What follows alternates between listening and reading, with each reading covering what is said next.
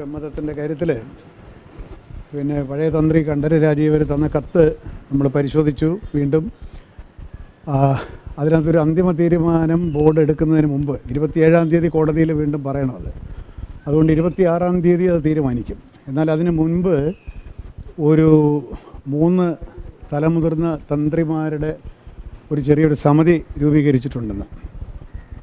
അവരുമായിട്ട് നാളെ പ്രസിഡൻ്റ് എന്നുള്ള നിലയ്ക്ക് ഞാൻ ആശയവിനിമയം നടത്തി തീരുമാനം എടുക്കുന്നതിലേക്ക് ബോർഡിനെ സജ്ജമാക്കാനുള്ള ഒരു ആലോചന നാളെ നടത്തും. ആ സമിതി രാവിലെ അവരെല്ലാം ക്ഷണിച്ചിട്ടുണ്ട്, 3 പേരെ. അവരിവിടെ വന്നു കഴിഞ്ഞാൽ നമ്മൾ ഈ എടുക്കാൻ പോകുന്ന തീരുമാനത്തിൻ്റെ വിവിധ വശങ്ങൾ അവരുമായിട്ടൊന്നൊരു ആശയവിനിമയം നടത്തിയതിന് ശേഷം ശനിയാഴ്ചയുള്ള ബോർഡിൽ തീരുമാനമെടുത്ത് തിങ്കളാഴ്ച കോടതിയെ അറിയിക്കും. അതാണ് തീരുമാനം. അല്ല, അത് ഞാനിപ്പോൾ വിശദമായിട്ട് പറയുന്നില്ല. ഈ മറ്റ് മുതിർന്ന 3 തന്ത്രിമാരുമായിട്ട് ഞങ്ങൾക്ക് ബോർഡിന് ചില കാര്യങ്ങളൊക്കെ ഉണ്ടല്ലോ, അത് അവരുമായിട്ട് ചില ആശയവിനിമയം നടത്തുമ്പോൾ ഞങ്ങൾക്കൊരു വ്യക്തത വരും. ആ വ്യക്തതയോടുകൂടി 25-ാം തീയതിയുള്ള ബോർഡിൽ പോകാനാണ് തീരുമാനം. അവരോട് എന്ത് സംസാരിക്കാൻ പോകുന്നു എന്നുള്ളത് ഞാനിപ്പോൾ പറയാൻ പോകുന്നില്ല. എന്താ അക്കീരമൺ കാളിദാസ ഭട്ടതിരി, നമ്മുടെ അമ്പലപ്പുഴയിലെ പിന്നെ പേര് ഞാൻ മറന്നുപോയില്ല, അമ്പലപ്പുഴയിലെ നമ്മുടെ തന്ത്രി, അതുപോലെ തന്നെ ഒരു പേരൂടെ ഉണ്ട് കേട്ടോ. 3 പ്രഗത്ഭരായിട്ടുള്ള തന്ത്രിമാരാണ് നമ്മളെ വിളിച്ചിരിക്കുന്നത്. നാളെ വരാനാണ് പറഞ്ഞിരിക്കുന്നത്. അവർ നാളെ രാവിലെ ഉച്ചയ്ക്ക് ഇവിടെ എത്തിക്കഴിഞ്ഞാൽ ചില കാര്യങ്ങളൊക്കെ ഞങ്ങൾക്ക് ചോദിക്കാനുണ്ട്. അത് ഞാൻ മാത്രമേ ഉള്ളൂ, എന്നെ ചുമതലപ്പെടുത്തിയിരിക്കുകയാണ്. ചോദിച്ചിട്ട് ഞാൻ എൻ്റെ ശുപാർശ മറ്റന്നാൾ ബോർഡിൻ്റെ മുമ്പാകെ വയ്ക്കും. എന്നാൽ അതാണ് ആ കാര്യം. അതിപ്പോൾ തൽക്കാലം അതിൽ കൂടുതൽ പറയാൻ ആഗ്രഹിക്കുന്നില്ല. പല കാരണങ്ങളുമുണ്ട്. ഇല്ല, എതിർപ്പൊന്നുമില്ല. പക്ഷേ നമ്മുടെ തീരുമാനം വന്നു കഴിഞ്ഞതിന് ശേഷം പിന്നെ അതിനെപ്പറ്റി ഒരു വിവാദമോ ഒന്നും ഉണ്ടാകാതിരിക്കാൻ വേണ്ടിയിട്ടുള്ള മുൻകരുതലുകൾ എന്നുള്ളത് എനിക്ക് നമ്മൾ ചില മുൻകരുതലുകൾ എടുക്കുന്നു എന്ന് മാത്രമേ ഉള്ളൂ. എന്നാൽ അതിനേക്കാൾ പ്രധാനപ്പെട്ട വിഷയം എനിക്ക് നിങ്ങളോട് പറയാനുണ്ട്. അതാണ്, ഇതവിടെ നിൽക്കട്ടെ. ഇത് എൻ്റെ കയ്യിലുള്ളത് ഈ 2018 ജൂൺ മാസത്തിൽ അന്ന് പിന്നെ ശബരിമലയിൽ വെച്ച് നടത്തിയ ഒരു ദേവപ്രശ്നത്തിൻ്റെ ചാർത്താണിത്. ജൂൺ 2018, അത് 8 വർഷത്തിന് മുമ്പ് ശബരിമലയിൽ ഒരു ദേവപ്രശ്നം നടത്തിയിരുന്നു. അപ്പോൾ ഇപ്പോൾ ഇത് നമ്മുടെ ശ്രദ്ധയിൽപ്പെടാനും ഒക്കെ കാരണം അവിടെ ഒരു തീർത്ഥക്കുളം തീർക്കുന്നതിനെപ്പറ്റി കഴിഞ്ഞ ബോർഡ് ഒരു തീരുമാനമെടുത്തിരുന്നു. കാരണം ശബരിമലയിലെ തീർത്ഥക്കുളം തെറ്റായിട്ടുള്ള ദിശയിലാണുള്ളതെന്നും അത് വാസ്തുശാസ്ത്രപ്രകാരം തെറ്റാണെന്നും നേരത്തെ അഭിപ്രായപ്പെട്ടിട്ടുള്ളത് എൻ്റെ ശ്രദ്ധയിലുണ്ടായിരുന്നു. അങ്ങനെ ബോർഡിൽ വെച്ച് നമ്മൾ തീരുമാനിച്ചു. എന്നാൽ അതിൻ്റെ ഫുൾ ചാർട്ട് ആവശ്യപ്പെട്ടപ്പോഴാണ് ഞാൻ ഈ ചാർട്ട് വായിക്കാനിടയായി.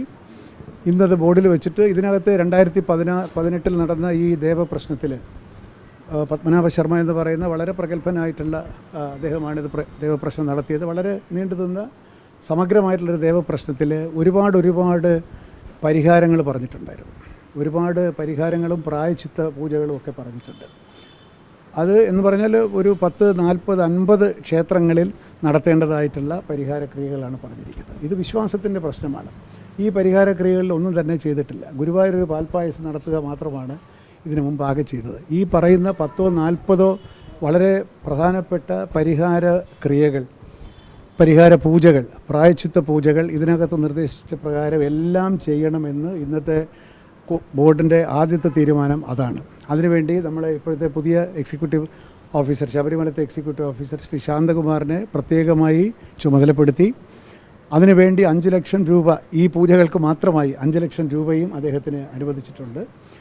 ഈ ക്ഷേത്രങ്ങളിലെല്ലാം പോകണം. ഞങ്ങൾ മാത്രമല്ല ചെയ്യേണ്ടത്, പന്തളം രാജ കുടുംബം ചെയ്യേണ്ടതായിട്ടുണ്ട്, തന്ത്രി ചെയ്യേണ്ടതായിട്ടുണ്ട്, അമ്പലപ്പുഴ സംഘവും ആലങ്കോട്ട് സംഘവും ചെയ്യേണ്ടതായിട്ടുണ്ട്. ഇതെല്ലാം അവരെ തെര്യപ്പെടുത്തി എല്ലാം വളരെ കൃത്യമായി വളരെ നിഷ്ഠയോടുകൂടി ഈ പരിഹാര പൂജകൾ ചെയ്യണമെന്നുള്ളതാണ് ഇന്നത്തെ തീരുമാനം. ബോർഡംഗങ്ങളും പ്രസിഡൻറ്റുമൊക്കെ എവിടെയെല്ലാം നമുക്ക് പോകാൻ സാധിക്കുമോ അവിടെയെല്ലാം പോയി പങ്കെടുക്കുക.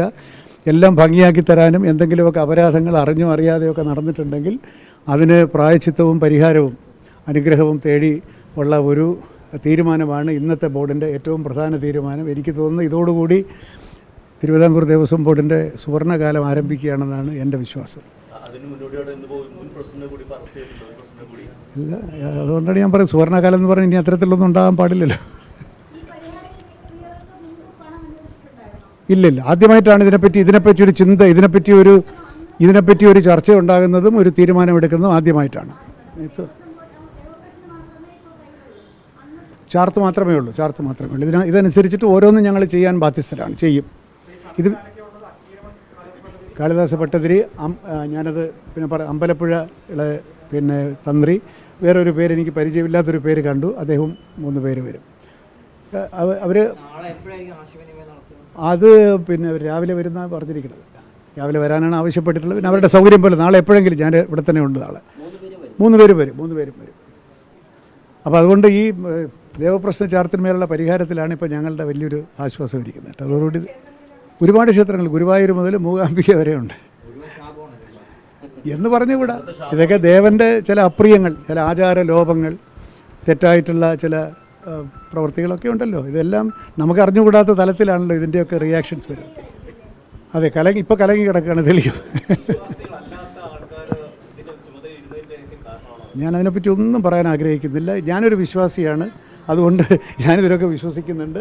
ഈ പരിഹാരങ്ങൾ ചെയ്യാൻ നമ്മൾ ബാധ്യസ്ഥരാണ്. ഇല്ലെങ്കിൽ നമ്മൾ പ്രശ്നം നടത്താൻ പാടില്ലായിരുന്നു.